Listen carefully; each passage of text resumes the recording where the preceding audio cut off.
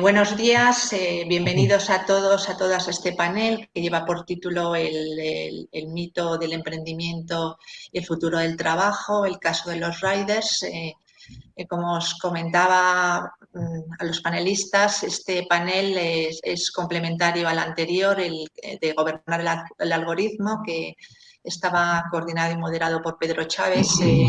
Pedro Chávez ha cooperado, ha colaborado en la organización también de este panel. La cuestión es que si el panel anterior se centraba fundamentalmente en las estrategias de control y el papel que están jugando las plataformas digitales en esas asimetrías de poder, en esa eufemización del control organizacional, etcétera. En este caso nos queríamos centrar fundamentalmente en tratar de analizar estas nuevas modelos de organización del trabajo y estos procesos de disciplinamiento organizacional que a partir del caso específico de los riders está como impregna este discurso emprendedor, este discurso normalizador, esta ideología emprendedora en producir o promover nuevos modos de trabajar, ¿no? Entonces, la cuestión es tratar de analizar cómo estos procesos, a partir del caso de los riders, estos procesos de intensificación de la mercantilización del trabajo, que sería como el primer paso para reorientar y neutralizar estos procesos de intensificación de la mercantilización del trabajo. Bueno, antes de nada, para si hay alguno de los asistentes que no ha estado en otros de los paneles del foro, algunas breves instrucciones técnicas. Este panel, al igual que el resto de los paneles que participan en el foro, está siendo grabado. No podemos activar la cámara y el micrófono más de 14 personas de forma simultánea. Por tanto, en principio vamos a tener solamente dada la cámara los panelistas y los moderadores.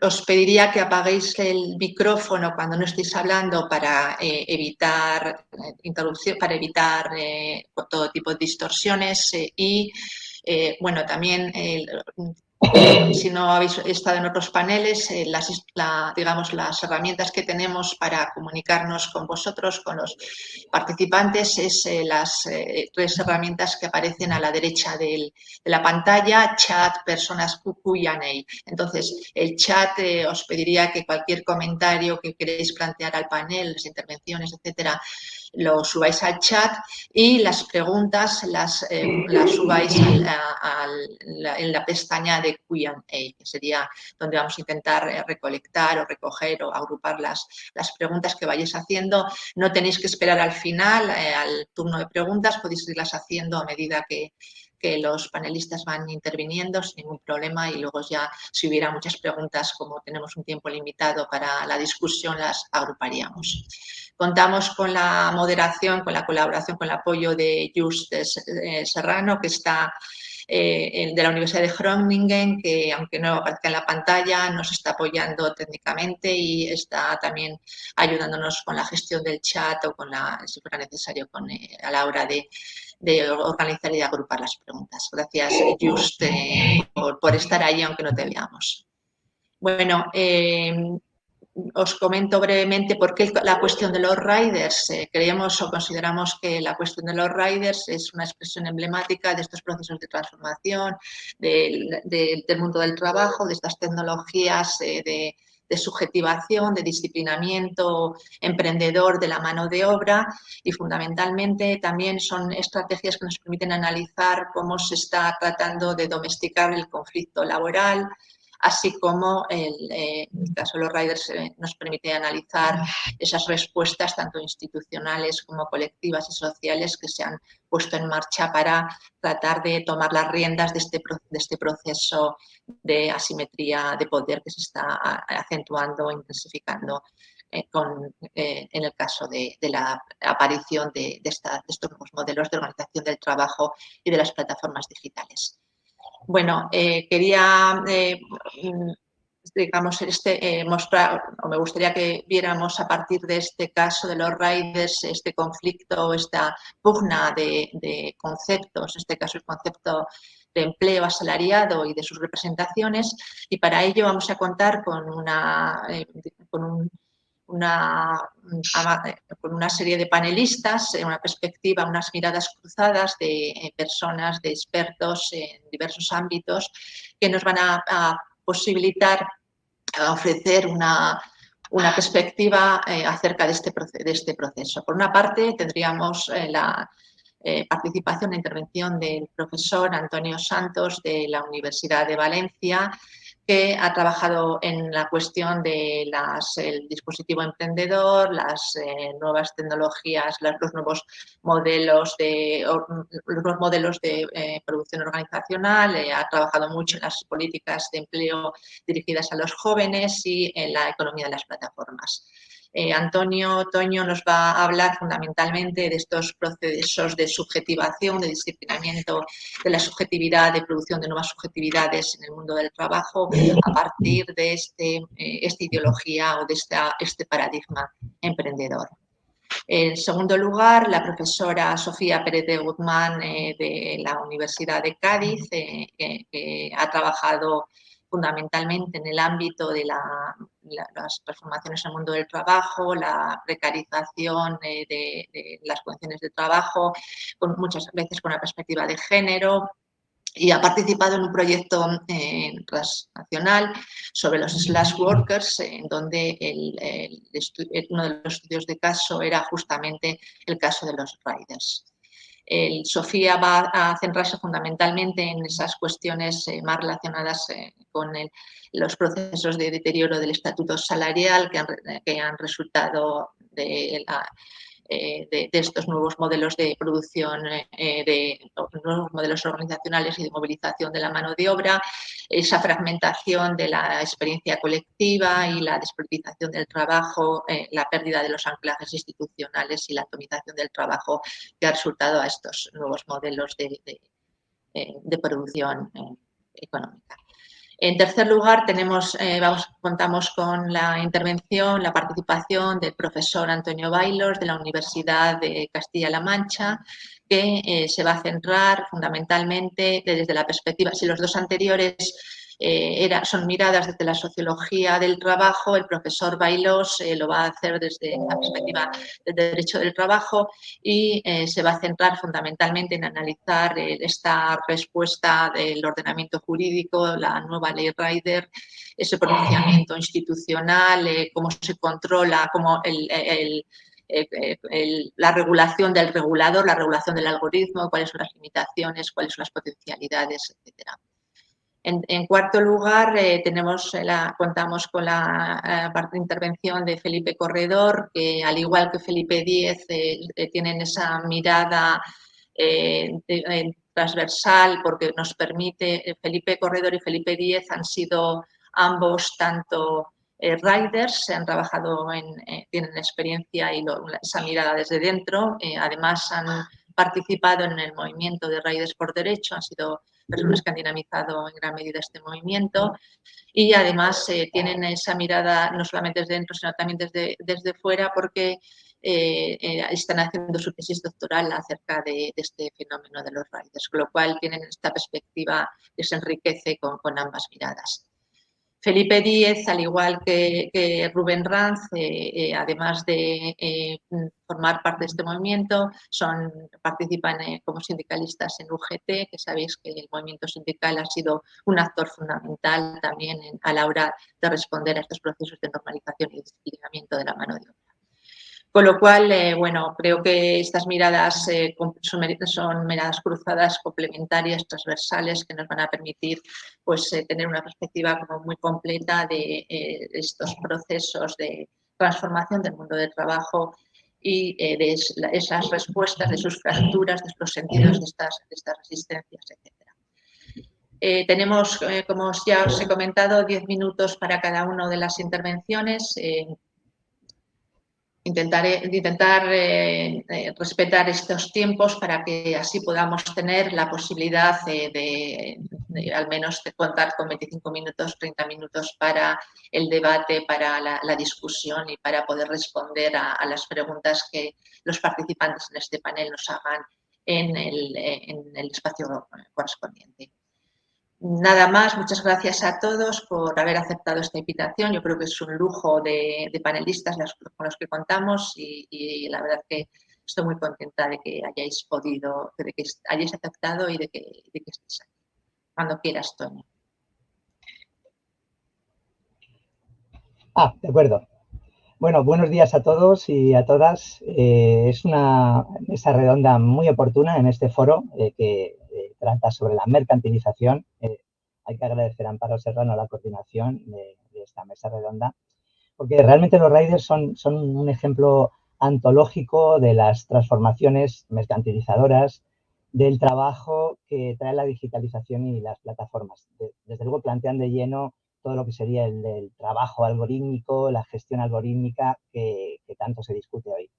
Sobre los riders se han estudiado diferentes temas, ya los ha introducido Amparo, los aspectos jurídicos de los trabajadores que están llenos de zonas grises laborales y que aquí se van a tocar las luchas y los conflictos laborales que tanto han salido en los medios de comunicación y también se van a tocar en esta mesa el control y la organización del trabajo, del proceso de trabajo y la precarización, que también vamos a tocar, pero se ha trabajado menos, se ha estudiado menos el aspecto en el que me voy a centrar, que es el de la subjetividad emprendedora que se demanda a los trabajadores, a los riders, desde las plataformas y en los medios que se utilizan para ello.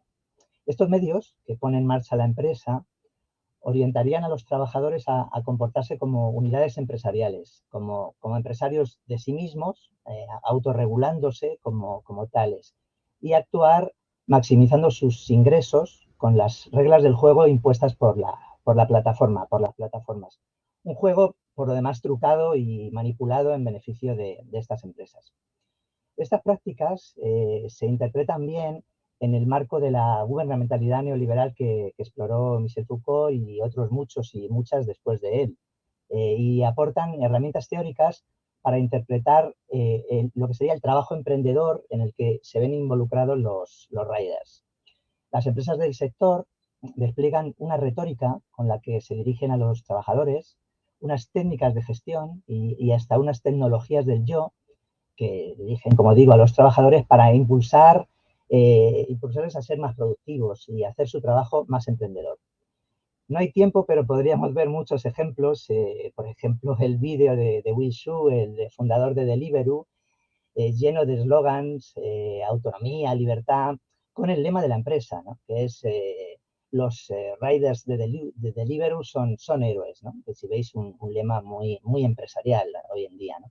O el blog de la empresa incubadora de Rappi, otra plataforma latinoamericana en este caso, este blog, esta empresa que se llama Imaginamos, creada por Simón Borrero, el fundador de Rappi, donde se difunde todo el evangelio de las startups. El blog está plagado de los conceptos de intraemprendimiento, modelo de negocios, creatividad, tecnología, inconfundiblemente toda la retórica empresarial. Yo me voy a centrar, como digo, en el tema de los dispositivos, digamos, biopolíticos orientados a propiciar una identificación de los trabajadores con el hecho emprendedor o con el trabajo emprendedor. ¿Cómo funcionaría este dispositivo emprendedor en las plataformas? En primer lugar, a través de un marco de definición por parte de la empresa del trabajo de los riders como trabajo autónomo, individualizado. Y en segundo lugar, junto a esto, se articularía un discurso y una retórica emprendedora por parte de la empresa que veremos luego. En cuanto al primer aspecto de la identificación y definición de los trabajadores como trabajadores autónomos por parte de la plataforma, ser interpretado como autónomo, que tiene que buscarse la vida, abre un espacio al rider de agencia empresarial, que se vive como el marco de su acción y de sus pequeñas elecciones en esta línea. Turnos, elegir el vehículo, trabajar para varias plataformas. Independientemente del acuerdo de los riders con esta definición, esta acaba convirtiéndose casi en la única salida si se quiere trabajar en la plataforma, al menos hasta la ley rider, ¿no? Prácticamente la única posibilidad de acción de los trabajadores parecería ser la de entrar en el juego de mejorar su rendimiento para cobrar más.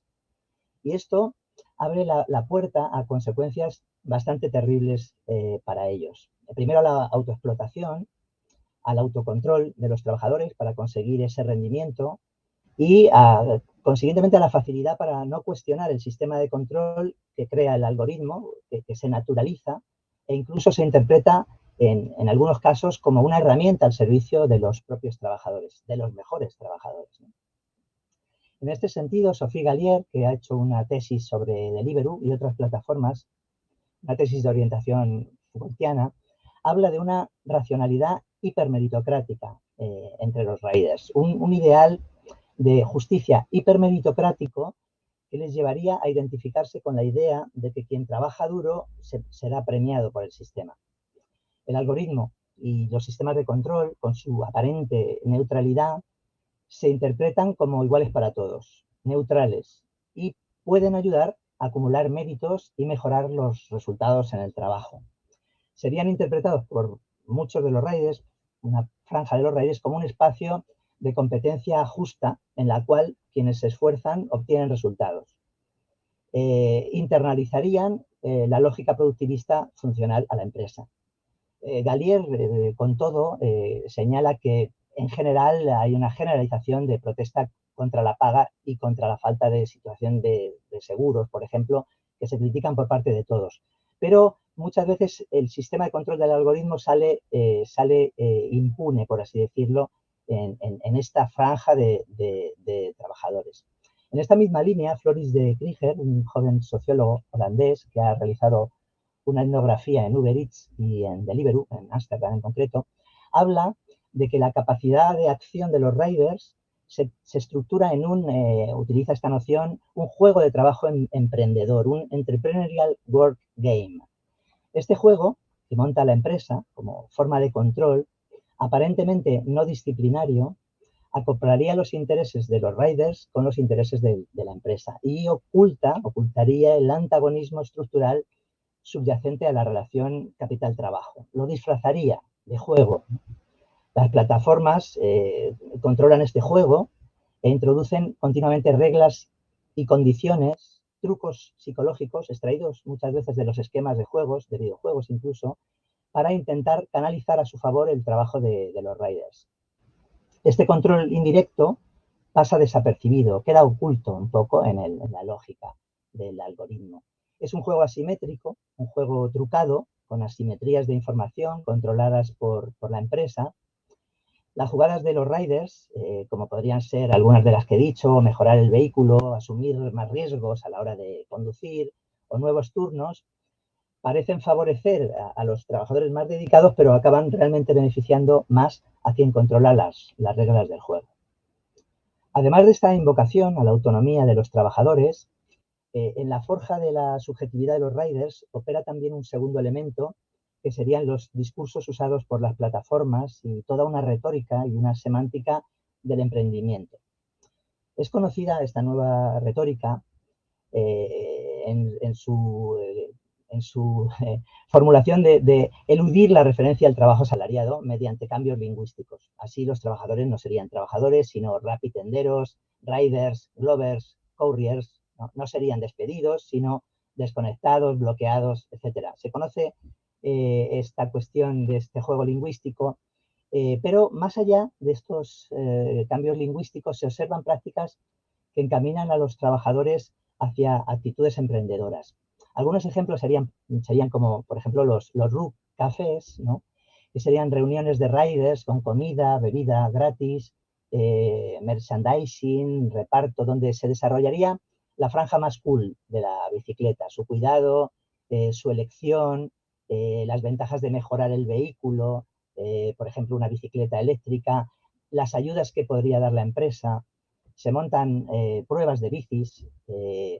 También están los grupos de redes sociales, son muy interesantes algunos que hay en Facebook por parte de Deliveroo, donde se da información sobre aperturas de cuentas corrientes para profesionales con pocas comisiones, seguros para la bicicleta y para los profesionales.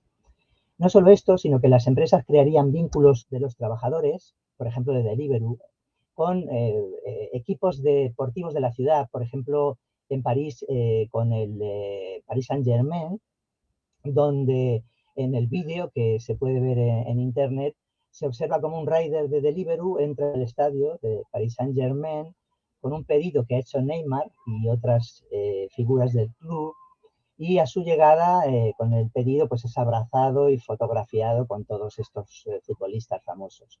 O también los riders que han participado en el Tour de Francia, que este Tour de Francia que sirve de espejo a la heroicidad, ¿no?, de los riders, donde 6 riders franceses realizaron el recorrido de una etapa de 169 kilómetros del Tour de Francia, bueno, en paralelo a la competición oficial, donde, si veis, todo ello se aprovecha de la asociación del rider en bicicleta con el deporte, con el rendimiento, el potencial, el esfuerzo y el juego. No sería un trabajo, ¿no? Sería como un juego.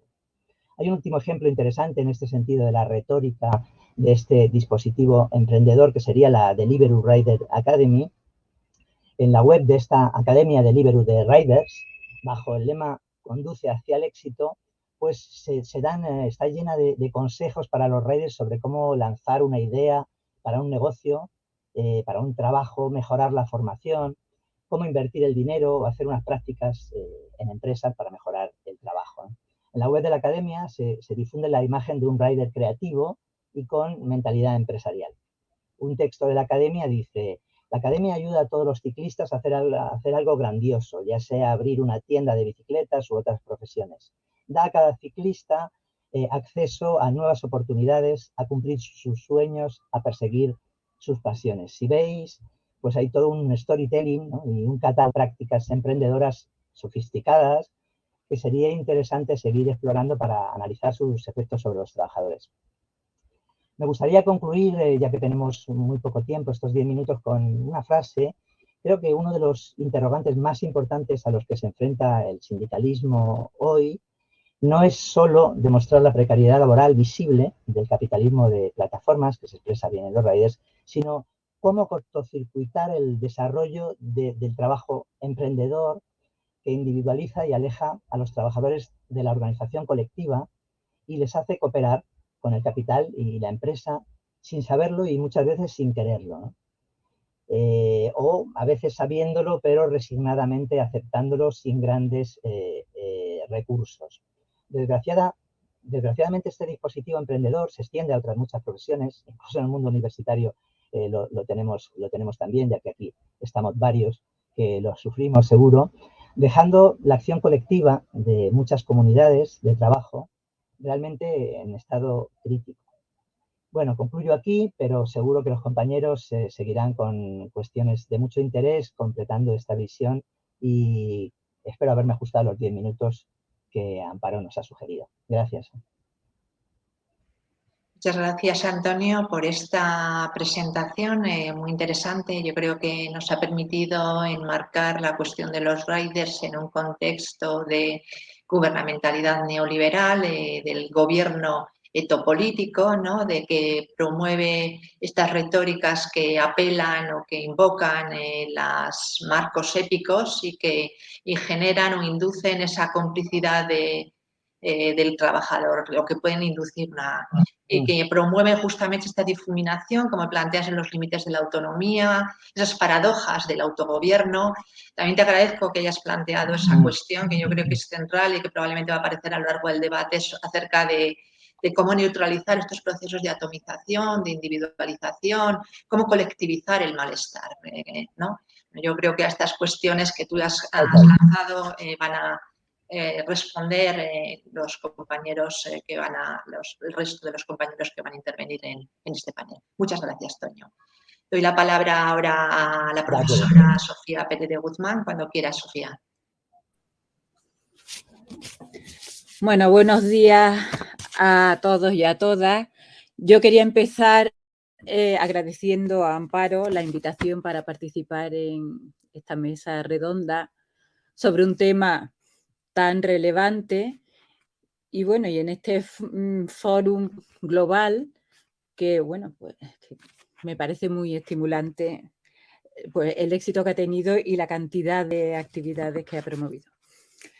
Bueno, mi intervención va a consistir en una reflexión a partir de la experiencia de los riders en España sobre los límites, los retos y las oportunidades que se plantean a la organización y la acción colectiva de los trabajadores en el actual contexto general de fragmentación del trabajo, extensión y normalización de formas atípicas de empleo, creciente exposición de los trabajadores a las incertidumbres del mercado y diversificación de las identidades laborales muy ligadas, como ha expuesto Toño, a la extensión del emprendimiento que lleva asociada a la creación de identidades sociales individualizadoras. Y me voy a basar en los resultados de un proyecto europeo que acabamos de finalizar, el proyecto SWIRL, /Workers and Industrial Relations, en el que han colaborado pues, Rubén Ranz y Felipe Corredor, bueno, que también están participando en esta mesa redonda.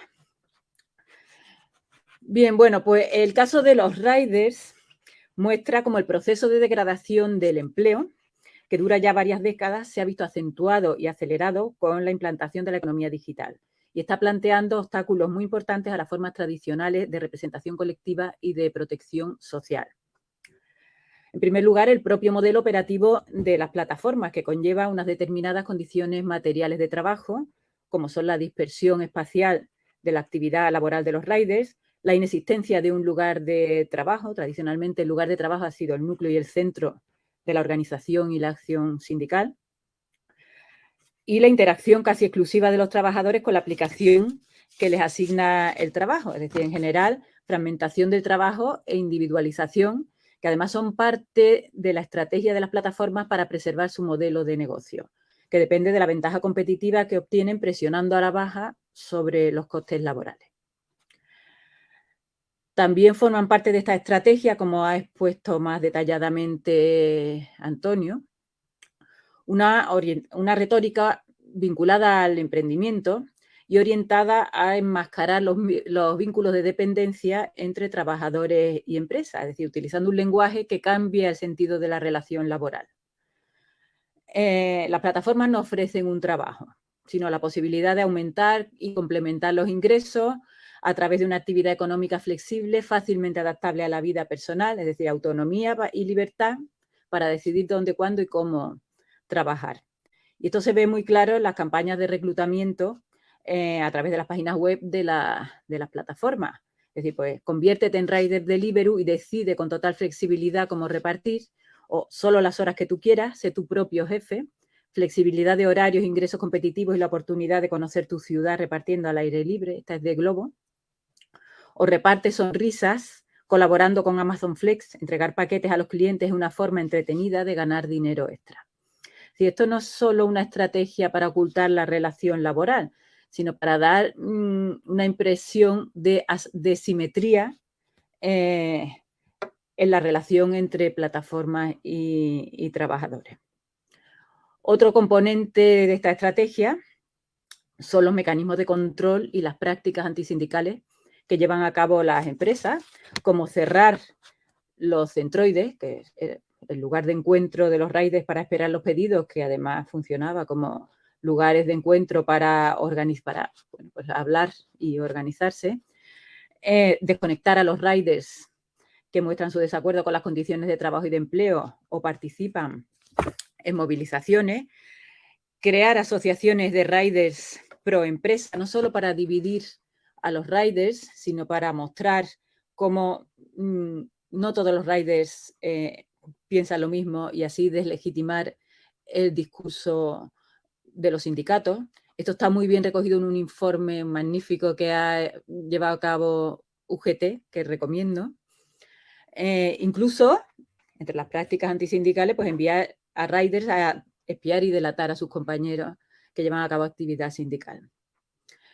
Bueno, pues si la solidaridad y la acción colectiva se construyen sobre la base de la interacción y el contacto entre los trabajadores, del reconocimiento de problemas comunes e intereses compartidos y de la dependencia mutua, es decir, de la construcción de identidades colectivas, es evidente que en un contexto como este resulta muy difícil organizar y movilizar a los trabajadores.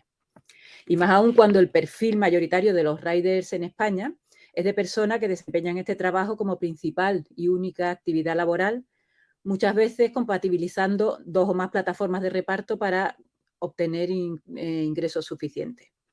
Como nos comentaba una persona de las que hemos entrevistado, si de este trabajo depende el pan de tus hijos, es un lujo sindicarte.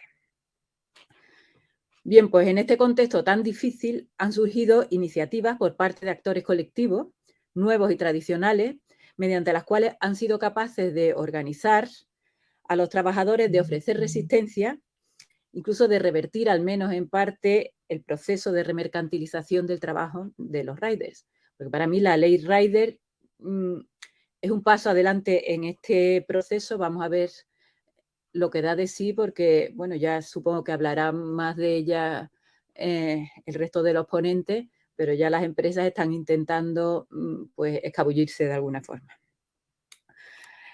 Bien, pues de estas iniciativas, las más interesantes desde mi punto de vista están representadas en esta mesa. Y supongo que, bueno, sus representantes profundizarán en ellas si, bueno, si lo consideran oportuno. Yo solo voy a mencionarlas y dar algunos detalles para desarrollar mi argumento. Bueno, la primera de estas iniciativas es Tu respuesta sindical, del sindicato UGT, que supone la adaptación de la acción sindical tradicional a las nuevas realidades del trabajo en las plataformas digitales, y consiste en una herramienta digital que se pone a disposición de los trabajadores de las plataformas para que puedan hacer consultas, exponer sus problemas y obtener asistencia legal. Esto ha supuesto para el sindicato una vía de acceso a estos trabajadores para conocer de primera mano su situación, ofrecerles apoyo, sobre todo legal, y tratar de organizarles. Obviamente, UGT ha complementado esta herramienta con el trabajo sindical tradicional y con el recurso a las vías administrativas y judicial para conseguir el reconocimiento de la relación por cuenta ajena entre los repartidores y las plataformas digitales. Y la segunda de estas iniciativas sería Riders por Derecho, que es un movimiento social de autoorganización de los riders independiente de los sindicatos mayoritarios, con un repertorio muy variado de líneas estratégicas de acción, que va pues, desde el ciberactivismo hasta la creación de cooperativas como modelo alternativo al negocio de las plataformas, también judicialización de los conflictos, movilizaciones, etcétera. Pero para mí la más interesante ha sido la batalla que han planteado las plataformas en el plano discursivo para definir y crear identidades laborales entre los riders, mediante campañas de difusión en las redes sociales con lemas como no es un hobby, es relación laboral, o no somos colaboradores, somos trabajadores, dirigidas a concienciar y a organizar a los propios riders, pero también para trasladar su discurso a la sociedad. Porque estas campañas, junto con las movilizaciones que han promovido, han contribuido a introducir el debate sobre las prácticas empresariales de las plataformas y la situación laboral de los riders en la opinión pública española y, sobre todo, en la agenda política. Bien, pues estas iniciativas relevantes en sí mismas y estos actores podrían haber mantenido dinámicas independientes e incluso alejadas, como ocurre en otros sectores y en otros ámbitos del trabajo. Sin embargo, los sindicatos tradicionales y el movimiento social Riders por Derecho han sabido superar las diferencias organizativas, incluso las rivalidades, y han tomado la decisión estratégica de colaborar entre ellos. Fundamentalmente, aunque llevan a cabo actividades independientemente, pues se prestan apoyo en las movilizaciones y llevan a cabo una estrategia conjunta en los procedimientos judiciales. Pero han tomado esta decisión, pero podían haber tomado la contraria. Y al superar estas diferencias y las posibles divisiones, ha sido posible crear sinergias entre la capacidad negociadora y organizativa de los sindicatos mayoritarios tradicionales y la imaginación estratégica y la capacidad de movilización de Riders por Derecho. Y de hecho, aunque son los sindicatos con representación en el sector quienes han participado en el proceso de negociación de la ley Riders, Riders por Derecho ha desempeñado un papel fundamental en el impulso del proceso, con su capacidad de movilización de los riders y con su labor orientadora a dar visibilidad social a sus condiciones laborales. Bueno, pues este parece ser el camino a seguir. Como defiende Richard Hyman en un artículo reciente, el desarrollo de estas sinergias entre actores colectivos tradicionales y nuevos, apoyándose en las fortalezas de cada uno de ellos, puede ser un medio importante para construir una resistencia efectiva a la remercantilización del trabajo. Y con esto termino de momento. Muchas gracias. Muchas gracias, Sofía. También muy interesante tu intervención. Yo creo que es complementaria a la anterior de Toño, que nos ha desaparecido, ha debido de tener un problema técnico. Yo creo que esta intervención en la que pones el énfasis en las condiciones particulares en las que se desarrolla el conflicto laboral o el disciplinamiento de la mano de obra en el caso de los riders, esta reformulación de las formas tradicionales de trabajar, en donde bueno, hay una dispersión del trabajo, donde no hay capacidad o no hay espacialidad para poder colectivizar las resistencias, en donde hay una invisibilización de este conflicto laboral, donde hay una invisibilización justamente de esta fragilidad, de esta vulnerabilidad laboral, en donde los mecanismos se ponen en marcha, como bien has planteado, estos mecanismos de control y de estas prácticas antisindicales y de división de la mano de obra, nos permite efectivamente ubicar el análisis en el que van a profundizar el resto de los panelistas acerca de estas sinergias que se articulan, por un lado, entre los viejos actores y los nuevos actores, ¿no? En esta cuestión de cómo se va promoviendo justamente estas respuestas complementarias entre unos y otros. Y me ha parecido también muy interesante el apunte que has planteado acerca de ese énfasis que están planteando de las batallas en el plano de la retórica, en el plano de los imaginarios, en el plano de los discursos, como necesario, es decir, no es suficiente con responder a estas prácticas y neutralizarlas, sino como una condición previa esa intervención en la reformulación de estos imaginarios que legitiman y que reproducen esta situación de vulnerabilización política. Muchas gracias por tu intervención también, Sofía. Vamos a dar la palabra al profesor Antonio Bailós de la Universidad de Castilla-La Mancha. Cuando quieras. Bueno, muchas gracias y buenos días a todas y a todos y sobre todo, bueno, realmente mi agradecimiento por poder estar aquí, ¿no? Por poder estar con todos vosotros y vosotras y bueno, sobre todo Amparo Serrano, que fue la que me ha digamos, cooptado, ¿no? a este estupendo lugar. Claro, yo ahora mi misión aquí es un poco más marginal, ¿no? En la medida en que yo creo que las dos primeras intervenciones, tanto la de Toño como la de Sofía, han sido, digamos, han marcado un poco lo que es más, a mi juicio, más interesante, ¿no? Que es el contexto social y el contexto de sentido y de lo que es este fenómeno, ¿no? Este fenómeno en lo que sería el mito, ¿no? La creación del mito del emprendimiento. Pensar que para un jurista, desde el punto de vista institucional, el tema se solventa sobre la definición de la autonomía, de lo que vosotros habláis de autonomía y libertad en el plano jurídico, ¿no? Y eso aparece como trabajo autónomo, trabajo por cuenta propia respecto al trabajo por cuenta ajena. Bueno, en el tema del rider desde el inicio, y no es insistir en eso, las grandes empresas multinacionales, no solo aquí, en digamos, la estrategia general, ya desde que aparecen con fuerza en este proceso de digitalización, ha sido la de considerarles pequeños empresarios, la de considerarles emprendedores, ¿no? La de considerarles, en definitiva, trabajadores por cuenta propia. Y esto ha sido una estrategia general, pero que rágicamente chocaba con una realidad, ¿no? El derecho, a veces, el derecho del trabajo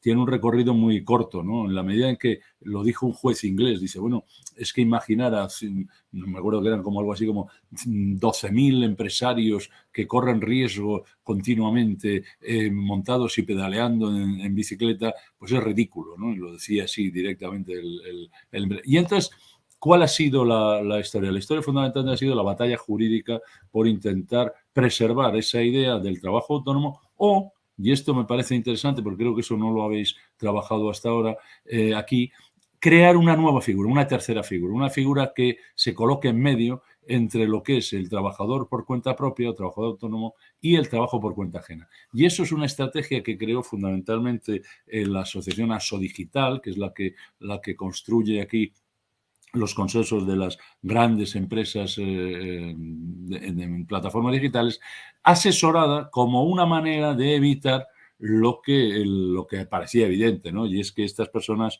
las personas que están montadas en la bicicleta o en la moto, etcétera, y que hacen este tipo de entrega de comida, pues realmente son personas subordinadas. Claramente existe una subordinación jurídica evidente a los dueños de las plataformas. Pero, entonces, ¿en qué consistía la tercera figura? Pues en lo que nosotros llamamos una figura nueva del trade, trabajador autónomo económicamente dependiente, es decir, que solo tenía uno o dos clientes, pero que sin embargo jurídicamente era independiente. Y entonces esa figura, que es la figura del trade, tiene algún tipo de derechos, goza algún tipo de derechos que naturalmente no son los mismos que los derechos del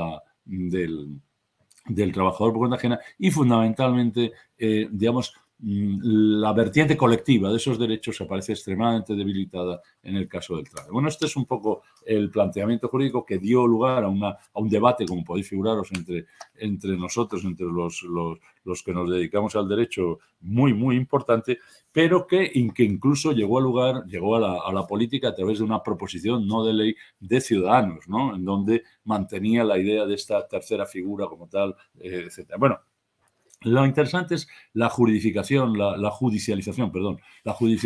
conflicto. Y la judicialización del conflicto vino dada no solo por la respuesta de los riders directamente considerados a través de, por ejemplo, supuesto de desconexión, etcétera, que se trataba como despido, sino fundamentalmente a través de un sujeto, de un agente, que es la Inspección de Trabajo.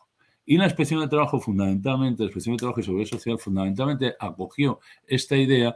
¿Por qué? Porque entendía, utilizó el esquema que nosotros tenemos, el del falso autónomo. Es decir, una empresa que declara a un trabajador que es un trabajador por cuenta ajena como trabajador autónomo para, lógicamente, no pagar la cotización oportuna ni en definitiva, para no cumplir con sus obligaciones sociales como tal. Bueno, y esto en jurídico, desde el punto de vista jurídico, se lleva consigo a que la Inspección de Trabajo tiene que abrir un acta de infracción, la empresa, en este caso la empresa, digamos, de la plataforma, se niega porque entiende que no es competente esa inspección, dado que no son trabajadores, y se acude al juez. Y esto se llama un procedimiento de oficio. Y este procedimiento de oficio es que naturalmente lleva consigo una cantidad muy corpulenta de dinero, digamos, de una suma de cotizaciones y de actas derivadas de las actas de infracción, es el que fundamentalmente ha dado lugar a una serie de sentencias.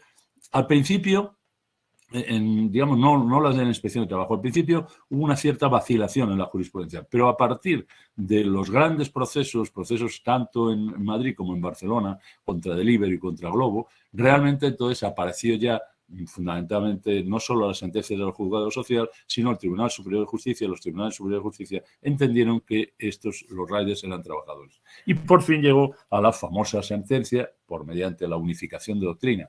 Unificación de doctrina quiere decirse que hay una sentencia de un Tribunal Superior de Justicia que dice una cosa y otra dice la contraria. Entonces, el Tribunal Supremo tiene que establecer lo que es la doctrina unificada. Bueno, pues esa sentencia es la sentencia de septiembre del 2020, en donde aparece claro, dice la jurisprudencia, dice el Tribunal Supremo, que los riders son trabajadores, es decir, los trabajadores al servicio de las plataformas digitales que suministran sobre todo comida, etcétera, pues estos son trabajadores. Y además era bastante razonable que lo dijera, no solo por la realidad, ¿no?, de los hechos, sino también porque había una larga tradición, fundamentalmente, no sé si los más ancianos de la tribu recordarán el caso de los mensajeros, ¿no? Los mensajeros en los años 80 eran los que iban con una motito y que hacían. Y esto fue declarado después de una larga también trabajo. Bueno, esa sentencia y esa manera de pensar es la que llega al Tribunal Supremo, pero a partir de ese momento se producen dos elementos, ¿no? Dos reacciones. Una, la necesidad de dar el salto, que no sea solo una doctrina del Tribunal Supremo, sino que sea una norma y que sea una ley como tal, y por tanto para eso se articula una mesa de diálogo social especialmente sobre ese tema, y a su vez, lógicamente, el seguir considerando en los tribunales que estas personas son trabajadores. Frente a eso existe una cosa que ya ha señalado Sofía claramente, y es que existe también, las empresas de las plataformas lo que vienen a hacer es reivindicar la existencia de sindicatos y de individualidades que se niegan a ser trabajadoras, ¿no? Y hacen incluso hacen ciertas manifestaciones, etcétera, sobre ese tema, ¿no? E incluso crean, en un ejemplo de lo que nosotros llamaríamos amarillismo sindical, crean asociaciones para ese tema. Bueno, la negociación tripartita del acuerdo social culmina, como todos sabéis, en un acuerdo largamente que se hace mucho rogar en marzo del 2021, ¿no? En donde además hay una fuerte presión, no solo por parte de la COE, en la COE hay una cierta división, ¿no? Dentro de la propia COE, pero las presiones más fuertes vinieron del Ministerio de Economía a través del lobby que tenían las grandes empresas de plataformas que tenían un acceso directo, ¿no?, al interior del gobierno como tal. Bueno, la ley, entonces, este tipo de acuerdo, sin embargo, tarda bastante de hacerse porque desde marzo hasta mayo no se configura un Real Decreto Ley que da además un plazo de 3 meses para poder, es decir, lo coloca en agosto, ¿no?, lo que es el despliegue de los efectos de la ley. A partir de ese momento, a partir de esa ley, se reduplican las críticas. El Globo Globo, como una de las empresas, abandona la COE, Deliveroo abandona el país y Vox recurre al Tribunal Constitucional, con lo cual realmente pues el cielo cae sobre nuestras cabezas, ¿no?, en este tema. Bien, esto lo que hizo fue que se acelerara el procedimiento de urgencia en el Congreso y la ley se publica el 28 de septiembre, que es la ley 1221 ¿Y qué es lo que dice esa ley fundamentalmente? Bueno, pues lo que viene a decir es una cosa muy sencilla, ¿no? Es que las facultades de dirección empresarial pueden ser ejercidas de muchas maneras, y entre ellas por medio de la gestión algorítmica del servicio o de las condiciones de trabajo a través de una plataforma digital, que son, por tanto, los activos clave y esenciales de la actividad. En consecuencia, la forma indirecta o implícita de ejercicio de las facultades empresariales abarca los supuestos en los que una cierta flexibilidad o libertad por parte de la persona trabajadora en la ejecución del trabajo sea solo aparente, por llevar en realidad aparejada consecuencias o repercusiones en el mantenimiento de su empleo, en su volumen o en el resto de sus condiciones de trabajo. Bueno, esto es, perdonadme digamos, la prosa jurídica, pero esta es la manera en la que nosotros nos expresamos, ¿no? Y esto lo que quiere señalar sencillamente es que hay se modifica el Estatuto de los Trabajadores de una manera muy rara a través de una disposición adicional, y entonces lo que hay es una presunción de laboralidad, una presunción clara de que todos los que trabajan al servicio de plataformas digitales, en el servicio de entrega de mercancías, etcétera, es trabajador. Y por lo tanto, lógicamente, se entiende que cualquier persona que está trabajando ahí es trabajador. ¿Puede suceder que se rompa esa presunción? Sí, pero la tiene que romper el empresario. No la tiene que romper el empresario a través de oponerse, por ejemplo, a la multa o la sanción de la Inspección de Trabajo como tal. Y, por tanto, la carga de la prueba de que esas personas no son trabajadores corresponde al empresario y le va a ser muy difícil luchar contra esta presunción de la dirección directa, indirecta o implícita, ¿no?, de la actividad laboral. Bueno, naturalmente luego la ley tiene otra parte, pero esa ya yo creo que la habéis estado trabajando en el panel primero anterior, ¿no? Y es el tema de los derechos de información y consulta sobre el algoritmo. Y cuidado, esta reforma que hace la ley, que también yo creo de una manera es bastante interesante, no se configura solo para las empresas de reparto a través de plataformas digitales, sino que el control del algoritmo que aparece ahí como un derecho a información es un derecho general, es decir, en cualquier momento en donde, digamos, se lleve a cabo una gestión algorítmica de las relaciones de personal, de las relaciones laborales, está ese derecho de información. Un derecho de información que va muy ligado a la negociación colectiva. Y con esto acaba, cuando llega al final, acaba de decir, el derecho de información es funcional a la negociación colectiva. No es solo un derecho de consulta, es un derecho para poder ser informado, conocer cuáles son los elementos centrales que determinan, digamos, la definición, la determinación concreta de la gestión de personal a través de estas fórmulas matemáticas y algorítmicas, pero para cara a que la negociación colectiva intervenga sobre ella, ¿no? Intervenga, la modifique, por ejemplo, imposibilite, introducción de elementos discriminatorios o elementos de vulneración de derechos fundamentales, etcétera, etcétera. Pero bueno, no quiero hablar de esto. Lo que sí me quiero decir es que la importancia de esta norma legal es grande también a nivel europeo. O sea, no solo es a nivel nuestro, sino a nivel europeo.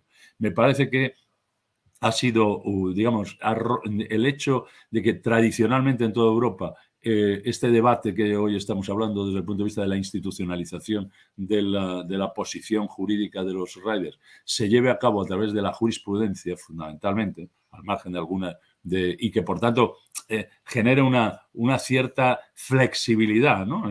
en la manera de aprender. El caso español ha supuesto un punto de partida interesante para una regulación europea. Y esto es lo que hay un proyecto de directiva y sobre todo hay una resolución que yo querría señalar, que es la resolución del Parlamento Europeo de 16 de septiembre de este mismo año, por lo tanto hace muy poco. Es una resolución que se llama sobre condiciones justas, derechos y protección social para los trabajadores de plataformas, y en donde fundamentalmente hay tres cosas que es importante. Dice que ha habido una clasificación errónea, que es muy frecuente una clasificación errónea, dice de manera diplomática la ley, pero en cualquier caso entiende que afirma que se debe expresar la ley, que debe haber en esta norma europea una presunción de laboralidad para los trabajadores de plataforma, que naturalmente tenga a su vez, invierta la carga de la prueba, que sea una presunción refutable, pero con inversión de la carga de la prueba. Y una cosa muy, muy interesante, rechaza claramente la posibilidad de una tercera categoría, de esta categoría del TRA, de una categoría intermedia, porque dice, y lo dice expresamente, que no contribuiría a resolver estos problemas, sino que al contrario difuminaría aspectos y conceptos que pueden confundirse como tal. Bueno, por lo tanto, desde el punto de vista jurídico, hoy este tipo de sujetos que se han querido, alejar, que se han querido, construir desde una subjetividad neoliberal, individualista, etcétera, son conceptuados institucionalmente como trabajadores por cuenta ajena plenamente, con una presunción juris tantum, perdón por el juris tantum, pero una presunción que solamente puede ser contrariada por prueba contraria del empleador, que naturalmente implica un coste económico para las empresas en la medida en que deben cotizar, deben dar de alta y cotizar por esos trabajadores como tal, y fundamentalmente nos aboca, y esto yo calculo que nuestros amigos que van a continuación a hablar desarrollarán este tema, nos aboca a la incorporación de un espacio colectivo importante para este tipo de trabajadores. Un espacio colectivo que, va a tener como eje de regulación institucional el convenio colectivo, pero en donde hay toda una serie de derechos de representación, también me parece que Sofía lo estaba diciendo, que tienen una problematicidad evidente, ¿no? La problematicidad que puede suponer, me parece que lo ha dicho Amparo al principio, a su vez, el no tener centro de trabajo, la dificultad del centro de trabajo, la propia movilidad, ¿no? De la movilidad de los trabajadores y la dificultad de encontrar una ideología, una cohesión, ¿no? Colectiva como tal. Pero en cualquier caso, esto es un hecho fundamental. El convenio colectivo. Ya aparece algún tipo de convenio, ya hay algún proyecto de convenio colectivo, supongo que hablarán de empresa. Los laboralistas tendemos más a la idea de, en esa sinergia entre actores nuevos y actores viejos, el crear o intentar crear un convenio de sector. Pero en cualquier caso me parece que la situación hoy es una situación muy diferente a la que podríamos hablar hace ni más ni menos que 2 años. La razón de eso, evidentemente, la extrema movilización social, pero también, paradójicamente, desde mi punto de vista, la importancia mediática que gracias a las grandes empresas de plataformas se ha conseguido, incluso mediante la crítica, ¿no?, absoluta de este proceso de institucionalización, pues yo creo que ha favorecido esta respuesta, ¿no?, esta respuesta institucional a la que me refiero.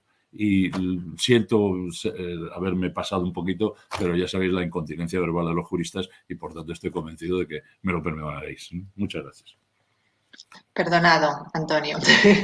Muchas gracias por tu interesante intervención también, esta reconstrucción genealógica que nos has hecho de la ley Rider, ¿no? Y que yo creo que nos permite ubicar muy bien esta cuestión de las pugnas en el seno de los tribunales acerca de los límites que son semánticos pero que también son políticos, de la categoría de empleo asalariado, lo que planteabas de la presunción de laboralidad y la cuestión que planteabas como no es solamente una cuestión semántica, sino es la capacidad de acceder a las condiciones de desmercantilización a las que pueden acceder, las que se puede acceder como trabajador asalariado. Y que va a inducir, en ese sentido, son categorías que inducen no solamente un modo de nombrar, sino un modo de clasificar, ¿no? Por eso el concepto de clasificación que aludías anteriormente, yo creo que es un concepto que es muy oportuno. Además, me ha parecido muy interesante cómo has hecho también el vínculo con las presentaciones que van a venir a continuación, con lo cual se permite ver claramente la complementariedad y la continuidad de vuestras intervenciones. Muchas gracias, Antonio. Bueno, vamos a dar la palabra ahora a Felipe Corredor. Cuando quieras, Felipe. Bueno, primero que todo, muchas gracias por la invitación. Me gustaría hacer una puntualización sobre la presentación que me hicieron. Bueno, yo terminé la tesis en el 2015 y era su inserción laboral contra las urnas de severo, y bueno, como está en la universidad, pues a los pocos meses empecé a trabajar en Libre. Y otra cosa, yo tengo mis apuntes en mi presentación, la verdad es que muchas cosas ya se han dicho, entonces... Perdona, Felipe, perdona, es que te oímos entrecortado, yo por lo menos estoy con entrecortado. ¿No? A ver, otra vez. Hola. Se oye entrecortado. Yus, ¿podemos hacer algo? Me dice Yus si puedes apagar tu vídeo, Felipe. ¿Podrías apagar el vídeo en la cámara? Bueno, mi conexión es muy alta, no creo que sea eso. Vamos a ver si así se soluciona. A ver. Hola. ¿Se me escucha bien? Sí, ahora mejor. Pues si no te importa, mejor apaga la cámara y es que te oíamos, no te podía entender. Yo por lo menos no te podía entender. Bueno, voy a empezar entonces. Nada, quería hacer una aclaración sobre mi presentación. Mi tesis, la 15, era sobre inserción laboral, también era sobre cuestiones laborales, inserción laboral de gente diagnosticada con trastorno mental severo, y como sabemos cómo está.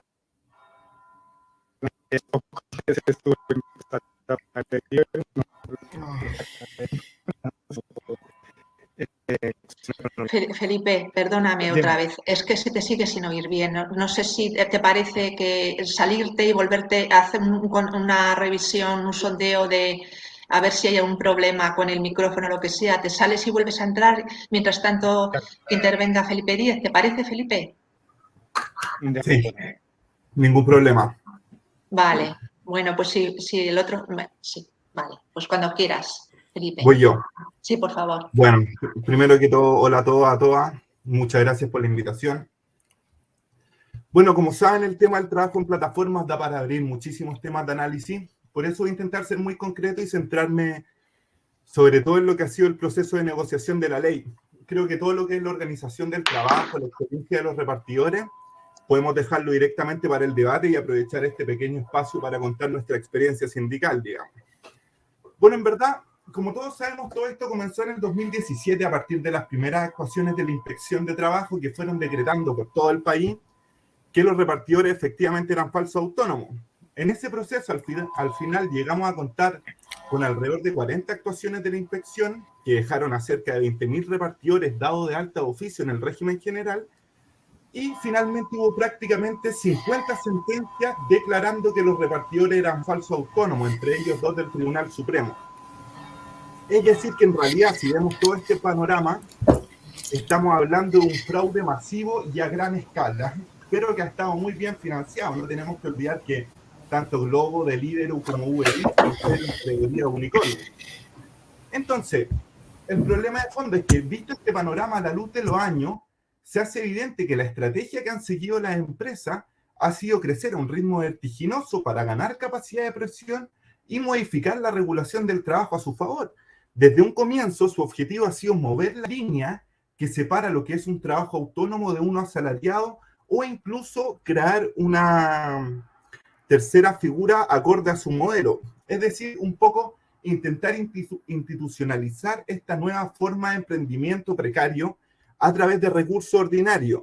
Y esta estrategia tiene que ver un poco con lo que relata Thomas Lee en su libro Lo tuyo es mío, que es muy bueno, cuando habla del plan de acción de Peter Thiel, el multimillonario cofundador de PayPal, quien, viendo que su empresa no lograba encajar en las regulaciones financieras de los distintos países, abro comillas, abrió el camino con un planteamiento agresivo del problema: recaudar un montón de dinero, expandirse rápidamente y presentar a los legisladores un hecho consumado. Aquí está el futuro, ya os las apañaréis. Cierro comillas. Bueno, parece algo poco sofisticado, pero en verdad es exactamente la misma estrategia que han seguido Uber, Globo, Deliveroo o incluso Airbnb. Bueno, el tema es que para lograr esto, una de las prácticas concretas ha sido transgredir flagrantemente la ley para plagar los tribunales de justicia con juicios sobre el modelo de trabajo de los repartidores y poner en el centro del debate la figura del autónomo. Su objetivo ha sido atacar directamente lo que sería la anticuada regulación del trabajo española. Bueno, y es en ese contexto que la acción de los sindicatos, los movimientos sociales, algunos académicos y la misma inspección de trabajo ha sido fundamental para poder visibilizar y explicar el conflicto. En este sentido, desde UGT, el objetivo ha sido poder comprender los principios operativos de las plataformas para extender el derecho del trabajo a estas nuevas formas de organización que se ocultan tras la digitalización. Y para lograrlo, digamos que nuestra acción se ha basado en 3 puntos fundamentales. Primero, en prestar asesoría a los repartidores y explicarles cuáles son sus derechos.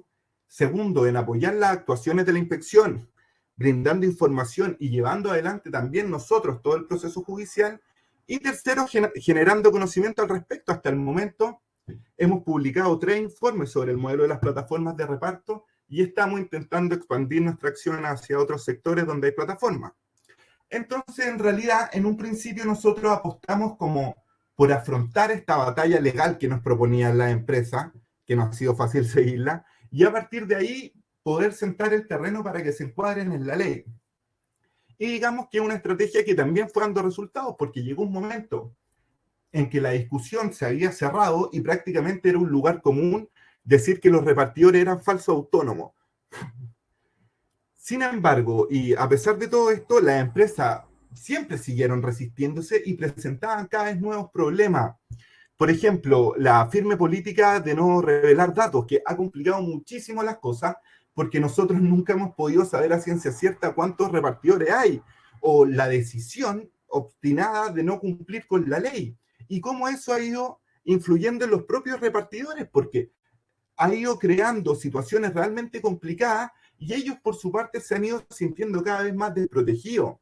O también los recelosos que han sido con respecto a revelar los algoritmos que organizan el trabajo, y porque siempre han intentado disfrazarlos como parte del secreto de empresa. Entonces fue un poco en ese contexto de conflicto cuando aparece el Ministerio del Trabajo para anunciar el diálogo social.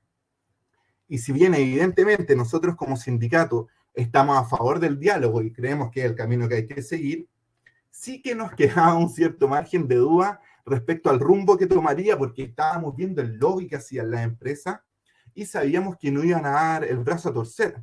Entonces, cuando comenzó todo este proceso, desde UGT preparamos un proyecto de ley realmente ambicioso para intentar abarcar la mayor proporción posible de sectores donde operan plataformas, incluía sectores como los cuidados, tareas del hogar, algunos trabajos atípicos, el trabajo doméstico, etcétera, y estaba basado en un registro de plataformas y algoritmos laborales que tendría que implementarse. Bueno, evidentemente, y esto es historia, no está en la ley, no fue bien recibido por las otras partes, pero nosotros seguimos convencidos de que ese es el camino que hay que recorrer. Entonces, la verdad es que el diálogo fue bastante tenso y su transcurso estuvo marcado por un sinfín de intentos de sabotaje explícito por parte de la empresa, particularmente de Globo, y el ascenso de estas asociaciones de repartidores a favor del modelo autónomo, que creo que es un gran tema para el debate.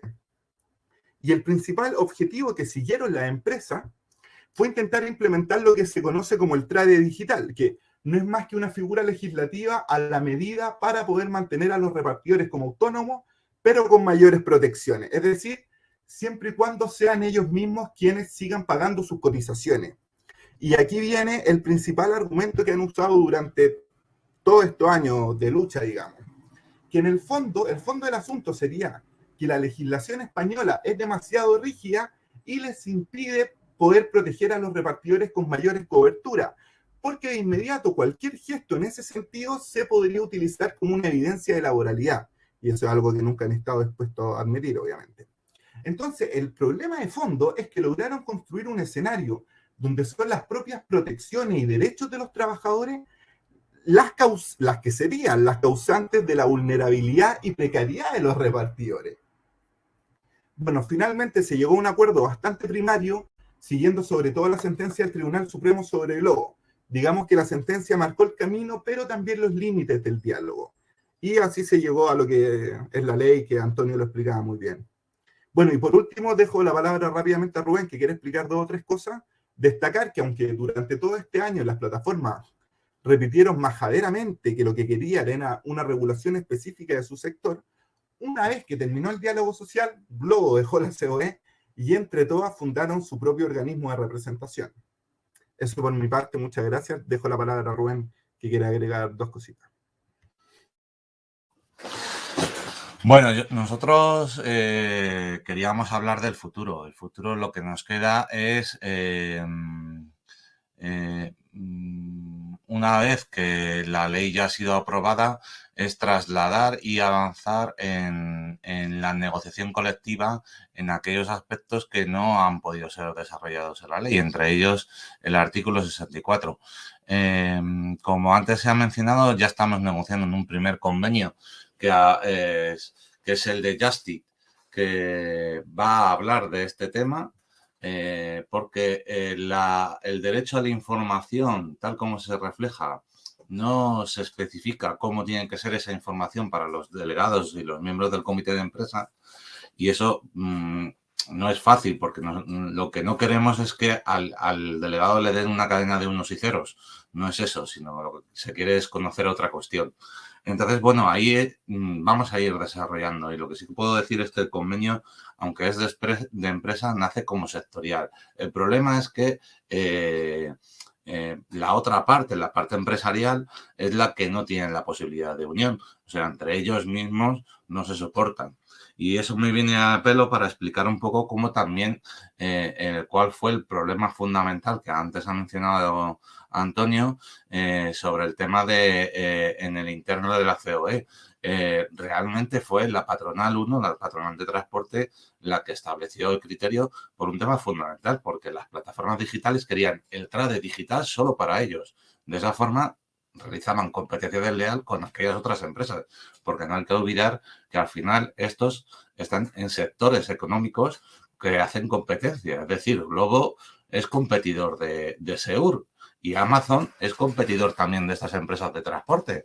Entonces, claro, evidentemente al final ellos generan una competencia desleal. Y esto no se sabe mucho, pero lo queríamos comentar. Y bueno, también explicaros que, muy brevemente, decir que las empresas que estaban en fraude de ley siguen en fraude de ley, especialmente Globo. Globo ha impuesto un modelo aún más salvaje que el anterior para, según ellos, adaptarse a la sentencia del Tribunal Supremo. Han creado un modelo inédito de autónomos en el cual el elemento de ajenidad, que es ese elemento fundamental que ha sido expresado en el Supremo, pues el valor del pedido lo elige el trabajador, y el sistema de elección del trabajador es que el valor del pedido sale, Por ejemplo, hay un reparto por 3 euros y tú eliges el multiplicador hasta un 30% más o incluso hasta un 30% menos. Entonces, lo puedes hacer el pedido por 2,70 o incluso hemos visto pedidos por 90 céntimos. Esto es una barbaridad, esto es una subasta a la baja, porque el algoritmo solo va a encontrar a aquellos que pongan un 30% a la baja, y entonces esto es todavía más salvaje. Es una situación muy específica, va a generar otro nuevo procedimiento judicial, pero también quiero decir como conclusión última que este marco regulador lo que también ha generado es seguridad jurídica, es decir, aquellas empresas que han empezado a trabajar dentro de la ley Rider lo están haciendo bien y están invirtiendo. Es decir, ahora los inversores saben lo que cuesta un trabajador en España, con lo cual están viniendo empresas, van a venir empresas que ya no están debatiendo si esto tiene que ser autónomo o laboral. Esto es laboral y ya saben lo que es el coste del trabajador. Hay 2 empresas nuevas en España, Gorillas y Getir. Sabemos que van a venir otras 2 empresas más y todo el mundo está pendiente de esto. Es cierto que Deliveroo ha anunciado que se va, pero no se va por la ley Rider, en mi opinión. Y lo digo que no se va por la ley Rider porque todavía no hemos visto el inicio del procedimiento del despido colectivo, pero ha tenido que dar de alta y no va a poner en las motivaciones que se va por la ley Rider, porque eso es reconocer que no quiere cumplir una ley que ha sido aprobada en el Congreso de los Diputados. Y esto es un elemento importante porque al final lo que están estableciendo las plataformas es ir contra el poder legislativo, incluso también contra el poder judicial, porque no están aceptando la sentencia del Tribunal Supremo. Y esto es también un tema de reflexión. Por último, como soy el último y os he escuchado a los demás, sí que voy a ir puntualizando unas cositas, si me permitís, porque Antonio Santos ha dicho, como reto para el sindicato, no solo tenemos que demostrar la precariedad, sino cortocircuitar el discurso del emprendedor. Bueno, yo creo que este es un elemento fundamental. Nosotros lo hemos intentado hacer. Lo hemos intentado hacer con una demanda en la Audiencia Nacional cuando Globo hizo en una videoconferencia llamando a 940 repartidores y diciéndoles, os tenéis que manifestar en el Ministerio de Trabajo, no os tenéis que afiliar a los sindicatos de clase porque nos están fastidiando y lo que tenéis que hacer es apoyar a las asociaciones que defienden nuestro mensaje. Nosotros todos fuimos a la Audiencia Nacional y no entendieron esto, porque el principal problema, y esto es un tema que no se ha mencionado en el mundo del emprendedor, es que solo hay un canal de comunicación. Es que ellos constantemente están bombardeados por mensajes directos de la plataforma. Y solo hay un canal de comunicación. Como no hay un centro de trabajo, el único canal de comunicación, el único vehículo con la persona que te da el trabajo es la propia plataforma. Entonces, ahí es donde a nosotros nos cuesta, aunque nosotros tengamos otra página, como es la de Tu Respuesta Sindical, que voy a explicar una cosa que no he comentado nunca, pero es que la página de Tu Respuesta ya no funciona porque recibimos un ciberataque en abril. Un ciberataque que nos fastidió Sofía, que esto no lo pude comentar, pero nos fastidió la página y todo lo que teníamos pensado para evolucionar, porque es que ahora, si nosotros queremos tener una herramienta digital para poder atender a los trabajadores, tenemos que tener un sistema de seguridad que... Y yo no puedo decir que han sido las plataformas, pero es que es muy curioso que solo ha sido atacado la página web y no todo lo que tiene UGT. Y justo después de acabar la negociación de la ley Rider. No lo habíamos hecho público porque la verdad es que es un poco... Pero es que no hemos sido solo nosotros, es que hay un repartidor, Fernando, que tiene varios canales de WhatsApp y de Telegram que atiende a trabajadores y también recibió ciberataques y situaciones muy complejas. Entonces, esto es un nuevo escenario digital de batalla que también a nosotros nos pone en una situación bastante complicada porque tenemos que tener unas herramientas digitales muy potentes. Entonces, bueno, al final este es un elemento que también es importante. Nosotros, como conclusión final, Después de la ley Rider, lo que estamos intentando es trasladar a la negociación colectiva todo aquello que no hemos podido hacer. Es decir, abrir los ámbitos funcionales de los convenios colectivos para incluir a las plataformas digitales y a partir de ahí desarrollar el artículo 64 del estatuto, que no hemos podido hacerlo tal como nos gustaría con un registro de plataformas y con un registro del algoritmo, pero tenemos que establecer cuál es el protocolo al que le dan la información al delegado, porque si no, los miembros del comité de empresa no van a saber. Y sobre todo, lo que hemos aprendido de los riders lo vamos a utilizar para el resto de las plataformas y tenemos que ver las situaciones de más de plataforma. Con esto concluyo porque le estoy quitando demasiado tiempo a Felipe Corredor, perdón. Bueno, muchas gracias Felipe, Rubén, por vuestra intervención. Habéis planteado muy bien estas respuestas por parte de los sindicales a la hora de tratar de neutralizar esta acentuación de esta tensión que se está induciendo en los conflictos laborales con los repartidores a nivel de, por ejemplo, de participación en la asesoría, de apoyar en la inspección, de transmitir este modelo de plataformas que se está produciendo, etcétera. Y también ha sido muy interesante en la reflexión que habéis hecho acerca de cómo se están reinventando las plataformas, las respuestas a la ley Rider, cómo se reinventan y los nuevos escenarios en donde tienen lugar estas pugnas, estas luchas, estas batallas que no son solamente a nivel político y a nivel legal, sino también a nivel digital. Bueno, muchas gracias por vuestra intervención. Vamos a dar la palabra, a ver si ahora tenemos más suerte con Felipe, a ver cuando quieras. Hola, bueno, no sé, ¿se me escucha bien? ¿Se me escucha claro? Perfectamente ahora, genial. Vale, Adelante. gracias. Bueno, pues vuelvo a repetir lo que había dicho antes, que creo que no se me había entendido nada. Primero que todo, quería aclarar lo de la tesis. No estoy haciendo la tesis, sino que la terminé en 2015. Era sobre inserción laboral de gente diagnosticada con trastorno mental severo. Y bueno, como ya sabemos cómo va la universidad, pues a los pocos meses tuve que empezar a pedalear para ganar dinero. No empecé con interés académico ni nada, simplemente supervivencia. Y nada, tengo preparada la presentación, pero muchas cosas ya se han dicho. Entonces, discúlpenme si vacilo, si salto partes, porque bueno, para no repetirme, ¿no? Que el tiempo está bastante limitado. Bueno, quería mencionar lo del tercer modelo. Todo el mundo, todos están al tanto de lo que quieren, ¿no? Es una trampa que han tendido las plataformas. Dicen que no tenemos derechos, sino que hay que dar más, ¿no? Entonces queremos un tercer modelo, ¿no? Y muchas personas desde la ignorancia pues aplauden esto, cuando ya ahí existe un modelo con derechos que es el de empleado. Si nos damos cuenta, veremos que ninguna de esas figuras hablan de dos de los más importantes logros de la clase trabajadora, que han sido el salario mínimo y la jornada máxima, ¿no? Recordemos las protestas de los mártires de Chicago en Estados Unidos, y la canadenca en Barcelona, que con mucha sangre consiguieron la reducción de la jornada a un máximo de 8 horas y que ahora nos quieren arrebatar.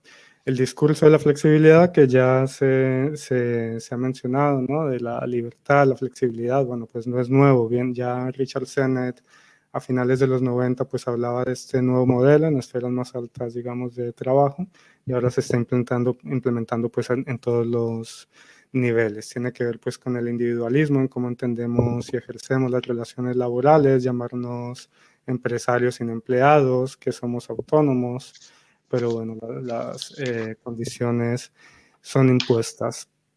Esta supuesta libertad en realidad es la libertad para las empresas, ¿no? De bajar las tarifas de los repartidores a la mitad, tal como hizo Globo en plena pandemia, de hacer el multiplicador que acaba de mencionar Rubén. Esta es la verdadera libertad que hay en todo esto, la libertad de ahorrarse millones de euros en la seguridad social, de no pagar las horas de espera pedidos, de puntuar a la gente y darle menos trabajo si reciben una estrella o caritas tristes, la libertad de desconectarnos sin consecuencias, de jugar con nuestro pan. Y la única verdadera libertad para los trabajadores es la de trabajar hasta que el cuerpo aguante, sin saber si llegaremos al final de mes, ¿no? Y bueno, adiós a la jornada de 8 horas. Y bueno, aparte de este discurso más o menos intangible de la flexibilidad, la libertad, etcétera, pues hay una parte mucho más tangible, ¿no? Que es con la manera como interiorizamos la disciplina de manera más efectiva que un látigo, ¿no? Que es lo que pasa con los riders, bueno, también trabajadores de Uber, Amazon, etcétera. Tienen características comunes, que es que miden el rendimiento por medio de un algoritmo. Los trabajadores se les llama colaboradores o autónomos, no hay turnos fijos, sino que cada semana se asignas, o hay free lodging, como es el caso actual de Deliveroo. Estos turnos se dan en función de rendimiento. Nunca sabemos si vamos a llegar de mes. Es muy importante, hay una alta rotación y competitividad, ¿no? Que dificulta la creación de vínculos amistosos, combativos o sindicales, ¿no? Lo que se mencionó antes de que nos rompieron el centroide, el centro de trabajo. La gente termina trabajando, bueno, sin descanso, comprometiendo su integridad física y bajo la vigilancia interiorizada del algoritmo. Hay un ejemplo muy esclarecedor de un reportaje que salió de Amazon en Australia, en el cual los trabajadores decían que no tomaban agua y no iban al baño. En ningún momento Amazon les prohibió pues eso, ni tomar agua ni les prohibir ir al baño, pero les medían la cantidad de ítems, ¿no? Que movían de un sitio a otro, ¿no? Para llevar el camión, las cosas que la gente compraba. Y claro, si bebían agua, pues iban al baño, tenían menos puntuación y la siguiente semana tenían menos hora. Entonces, imagínense el nivel de efectividad, que era el propio trabajador que llegaba a la conclusión y se controlaba a sí mismo para no ir al baño, ¿no? Por otro lado, la gran empresa niega que tenga tal nivel de control, ¿no? Pero pues esta cuestión de asignar los turnos y de asignar los pedidos, pues hace que haya una interiorización muy importante de la disciplina, ¿no? En el modelo, bueno, anterior, que no es que haya terminado, sigue vigente, pero en el modelo de la fábrica, había una disciplina tipo militar donde había una persona, un ente externo, ¿no? Otra persona, un supervisor, una cosa así, que te decía, bueno, pues tienes que rendir, tienes que hacer más rápido, tienes que trabajar, lo que sea, ¿no? Pero bueno, ahora en este modelo de la flexibilidad, pues somos nosotros mismos los que llevamos el látigo, digamos, no nos escaqueamos, nos llevamos al límite y encima nos sentimos culpables por no tener horas, por no tener el pan, por no alimentar a la familia, etcétera. Y en realidad, pues la culpa de esto creo que la tiene el Estado, ¿no? Y la sociedad por permitir este tipo de modelo, por permitir que se salten las leyes de esta manera.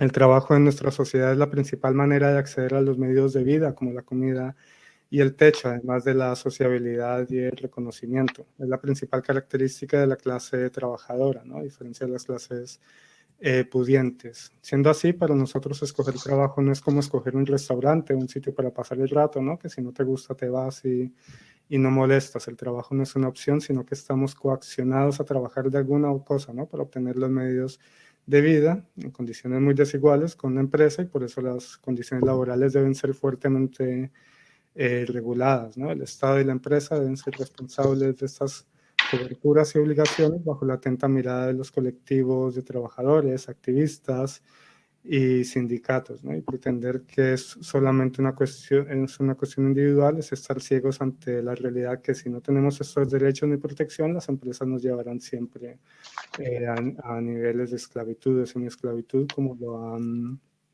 demostrado numerosas veces. Y bueno, por todo esto, bueno, el Riders por Derechos, volviendo a los inicios del movimiento, ¿no? Antes de tener este nombre, cuando todavía estábamos empezando a entender el funcionamiento de todo esto, en el 2017, pues realizamos un pliego de 7 peticiones, ¿no? Que lejos de pedir el contrato laboral, bueno, solamente pedíamos unas pequeñas mejoras, como un plus por lluvia, distancia, seguro de accidentes, etcétera. En este momento la empresa nos ninguneó, bueno, mandamos un burofax, no fue respondido, etcétera, y llamamos a una huelga, que bueno, en ese momento éramos unos 150 trabajadores en Barcelona y bueno, éramos bastantes, ¿no? Los que estuvimos en esta huelga, a pesar de que la empresa ofreció 2 euros adicionales por pedido a las personas pues, que trabajaran, ¿no? Que no tendieran a esta huelga. Después la empresa empezó a tener reuniones dispersas con grupos pequeños de riders, aplicando pues el conocido divide y vencerás. En ese momento, pues con la ayuda de la Intersindical Alternativa de Cataluña, montamos una sección sindical para hacernos oír como colectivo. Fue cuando le pusimos el nombre de Riders por Derechos. Esto no funcionó con Deliveroo, nunca nos recibió, nunca nos escuchó, pero los que sí nos escucharon fueron los medios de comunicación y la opinión pública, ¿no?, que nos arroparon y escucharon nuestra demanda. Más adelante, pues Deliveroo nos desconectó, bueno, con la excusa de no firmar un nuevo contrato mercantil, y bueno, el resto de historia ya la conocemos. Ganamos el juicio, que se suma a las más de 40 sentencias que hemos ganado, ¿no? Y desde Riders por Derechos, pues desde entonces hemos seguido la lucha de la mano de otros colectivos y sindicatos como las Kelly, Taxi Project, Rigger, Sindicato de Yogateras, Labs, CI, UGT, etcétera. Y bueno, siempre, bueno, el principal cometido ha sido también, aparte de la defensa de los derechos, pues es denunciar los peligros, ¿no?, y los cantos de sirena de la uberización, y lo que nos dicen que el futuro del trabajo y que el trabajo ya no es lo que era, y todo esto. Y bueno, la verdad es que el resto de las cosas que tenía preparadas, más o menos, bueno, sobre el algoritmo y bueno, sobre las asociaciones y todo esto, pues más o menos ya se han ido mencionando por aquí. Y bueno, dejo la presentación en este punto. Creo que ya cumplí el tiempo. Bueno, muchas gracias, Felipe, por esta intervención, cómo has planteado la cuestión de cómo va apareciendo esa trampa, ¿no?, del tercer modelo como una forma de sortear cuestiones básicas como es el salario mínimo, la jornada máxima, pues, derechos sociales básicos que hasta ahora han sido evidentes para el desarrollo del empleo asalariado. También me ha resultado interesante que esta cuestión que planteas, esas paradojas que también han existido panelistas anteriores acerca de cómo se evoca el discurso de la flexibilidad, de la libertad, del compañerismo, de la desaparición del conflicto laboral, para promover estrategias de autocontrol, autosujeción, autodisciplinamiento. Incluso planteabas la cuestión de la culpa, ¿no? Mecanismos que movilizan las organizaciones, a veces más sutiles, a veces más evidentes, pero que finalmente acaban promoviendo estos procedimientos de complicidad o de autocontrol o de dificultad de establecer los límites a los procesos de sujeción por parte del trabajo. También te agradezco esta reconstrucción rápida de la cuestión como los Riders por Derechos, cómo surgió el movimiento, la falta, la ausencia de interlocución por parte de las empresas y cómo los medios de comunicación sustituyen a ese papel que tenía que haber tenido, que podía haber tenido las empresas como interlocutores válidos. Bueno, no sé si veis que hemos llegado a las 12:30, no tenemos mucho tiempo para la discusión y el debate. Sí que, no obstante, aunque nos pasemos algo, quería preguntaros si a raíz de las intervenciones entre vosotros, porque veo que no han dejado ninguna pregunta, si tenéis alguna cuestión que queráis complementar, queréis plantear, alguna pregunta que queráis señalar. Os doy la palabra, aunque nos pasemos, yo creo que 5 o 10 minutos no va a pasar nada. Antonio, cuando quieras. Antonio, creo que habías levantado la mano, ¿no? Ah, no, vale, bueno. No, pero yo puedo aportar algo cortito, Sí, Amparo. por supuesto. Creo que lo que hay que tener claro, o las enseñanzas que nos va dejando todo este proceso como de plataformización, que el caso de los riders ha sido la punta de lanza, eso, tener claro que se trata de un movimiento empresarial, ideológico, político, muy determinado, y que lo que está poniendo en juego al final, y creo que ha quedado claro con todas las presentaciones, y bueno, la gente lo ve, es que está poniendo en cuestión, digamos, la relación laboral. ¿Vale? Todo esto, hemos visto que estas nuevas formas de emprendimiento son absolutamente precarias, pero sí ha logrado extenderse, arraigarse, y la gente de alguna manera está viendo aquí una alternativa para vivir. Nosotros tenemos esta discusión todos los santos días, Y aunque desde afuera a veces pareciera ser muy obvio cuál es la estrategia que se está siguiendo, ¿vale? Y es fácil analizarla y explicarla, qué sé yo, bueno, no tanto, pero que queda más o menos claro, desde adentro es un discurso que permea muchísimo, porque al final aquí, esto hay que tenerlo claro, estamos hablando de una carrera por sobrevivir, era lo que decía Felipe, nadie entra aquí queriendo, soñando con montar tu propia empresa de reparto de comida. Yo también fui repartidor y llegué porque necesitaba encontrar ingresos ayer, o sea, y me salió la oportunidad y lo hice. Entonces, tener claro la potencia del discurso, la potencia de los mecanismos de la organización del trabajo sobre la forma de pensarse a sí mismos de los repartidores y cómo todo esto está logrando pujar, es una puja, yo lo veo muy claro, es una puja contra la seguridad de las protecciones y los derechos de los trabajadores, tal cual. Y vienen muchas empresas atrás. Quizás no con trabajadores con mochilas tan grandes en la espalda, no los vamos a ver así, pero esto ya está más extendido de lo que todos creemos. Eso. Felipe y Rubén, creo que queréis intervenir. Adelante, Felipe.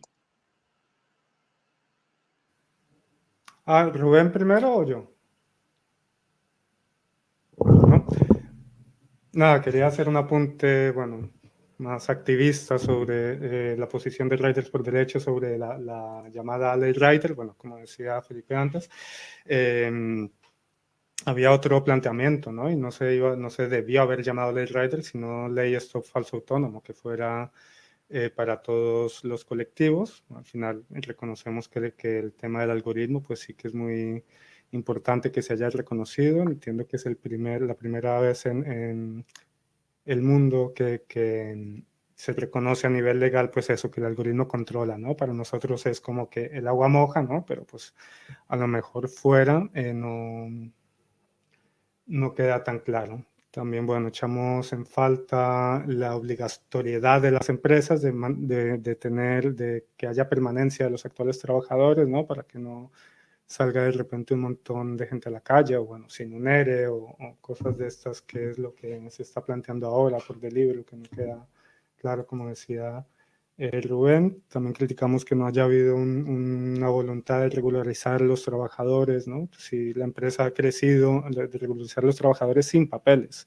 Si la empresa ha crecido, incluso ha tenido ha podido darse el lujo de bajar las tarifas y mantener a la gente trabajando después de esto, pues también ha sido por la gran cantidad de gente, el ejército de repartidores que están disponibles, y muchos de ellos, pues personas también sin papeles, de los cuales se ha beneficiado la empresa.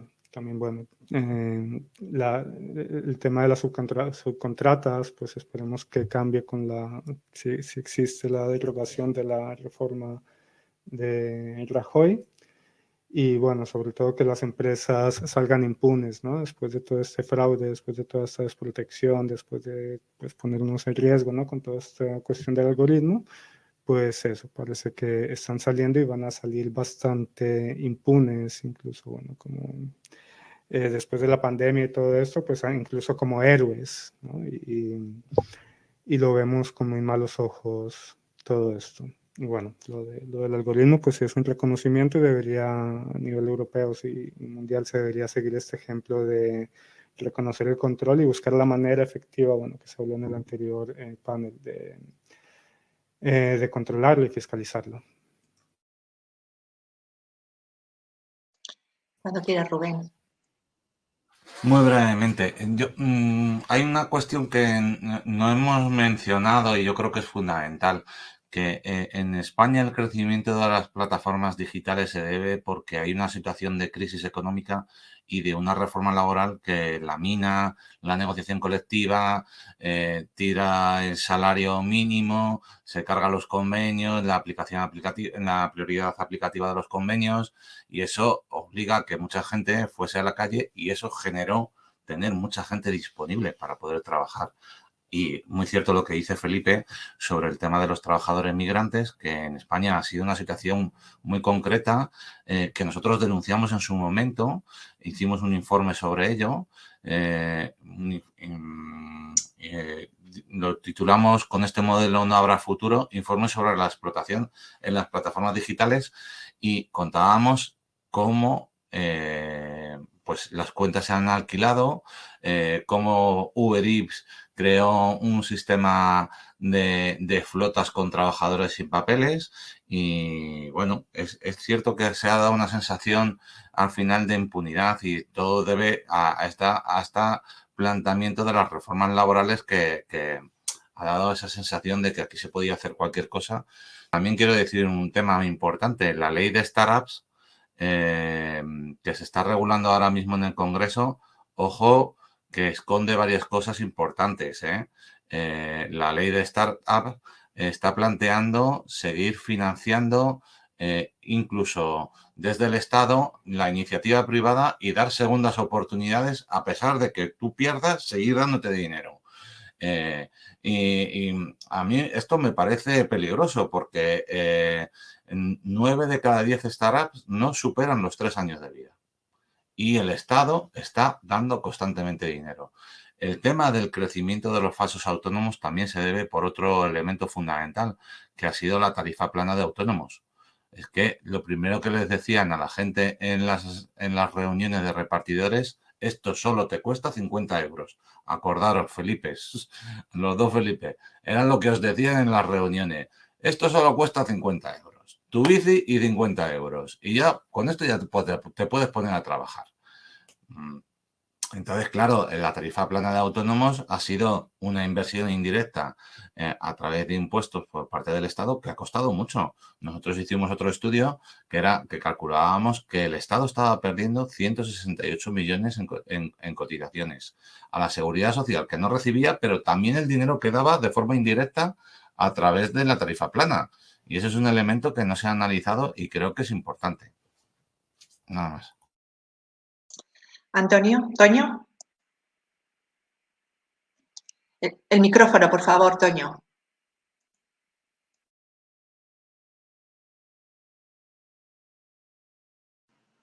Vale, creo que ahora sí. Bueno, una observación muy rápida porque con toda la gama de problemas que hemos tratado hay uno que yo creo que va a tener mucho auge a partir de ahora, que es el tema de la salud laboral. Es un tema más pequeño, pero ahí está, desde los accidentes y lesiones que conocemos y que se ven, hasta lo que sería, como nos dirían los expertos de psicodinámica del trabajo, las contradicciones tóxicas y los riesgos psicosociales que lleva, ya que en el trabajo real hay una estricta sumisión al algoritmo y en el trabajo prescrito hay una libertad y autonomía, etcétera, etcétera, un discurso muy contradictorio el uno con el otro, donde hay una negación del colectivo de trabajo, donde hay una negación del trabajo asalariado, hasta ahora, donde hay una negación de la dimensión de la inteligencia práctica de los trabajadores evacuada por los comandos férreos del algoritmo, una serie de problemas de reconocimiento, de riesgos y de salud que ahora con el cambio de la ley tal vez ganen una dimensión nueva, porque parece como que no hubiera problemas, que no hubiera accidentes, que no hubiera problemas de este estilo, ¿no? En los riders. Solamente eso. Esperemos que además este momento incierto de cambio, un poco del estado de magma, por traer lo que sale tanto en los medios de comunicación, que este magma solidifique en más derechos y fuerza para los colectivos de trabajo. Muchas gracias, Toño, Rubén, Felipe. Bueno, muchas gracias a todos. Yo creo que las perspectivas que habéis planteado han ofrecido muchas pistas acerca de las dimensiones tanto jurídicas como sociales, como institucionales, como ideológicas, que están permeando estas relaciones de fuerzas y que explican la posición de los repartidores, de los riders en este conflicto laboral, en esta organización tan precarizada del trabajo. Las cuestiones que habéis planteado podrían ser objeto también ahora en esta última intervención, tanto Rubén como Antonio, Toño, sobre hasta qué punto una regulación del trabajo distinta a otros países en donde las reformas laborales no hayan sido del calado del que ha sido en España las derivas precarizadoras y reguladoras hayan ido en otra dirección o no, hacer una especie de comparación transcultural acerca de estos procesos en otros países podría ser, sin duda alguna, de mucho interés, porque estoy completamente de acuerdo en que todas estas cuestiones que habéis planteado de profunda vulnerabilización política del repartidor tienen mucho que ver con ese contexto que Rubén nos ha recordado. Y lo que plantea Toño me parece también muy importante para una futura reflexión, un futuro panel, la cuestión de las consecuencias psicosociales en términos de salud mental, en términos de incluso bienestar psicológico, de todos estos procesos de intensificación del trabajo, interiorización de las contradicciones que son sistémicas, pero que se convierten en ambivalencias personales y que son vivenciadas en términos somáticos. En algún momento Felipe ha hablado de la cuestión de la culpa, de la incapacidad de poner límites, porque, pues, en gran medida por lo que habéis planteado, ¿no? Por esas cuestiones retóricas, ideológicas en nuestros imaginarios que están permeando los modos como nos relacionamos con este tipo de trabajos. Muchas gracias a todos. Ha sido un lujo poder contar con vuestra intervención. Realmente ha sido muy interesante. También quería agradecer a los participantes y también a Pedro Chávez y a Sara Lafuente. Pedro Chávez, que ha coordinado que ha estado colaborando en la conformación de este panel y lo mismo digo con Sara Lafuente, que siempre ha estado ahí para facilitarnoslo todo. Ha sido también un lujo poder contar con ellos. Bueno, sabéis que hay 2 paneles más, por si os interesa. La próxima actividad es en español, el grupo a las 1:30, Empleo Garantizado, Oportunidades y Posibilidades en España y América Latina. Está moderado por Patricia Pino, y en inglés el panel 6P17, Democratizing and Decommodifying Work, Lessons from the Struggle of Workers Cooperative for Sustainable Working Futures. Muchas gracias de nuevo y hasta siempre.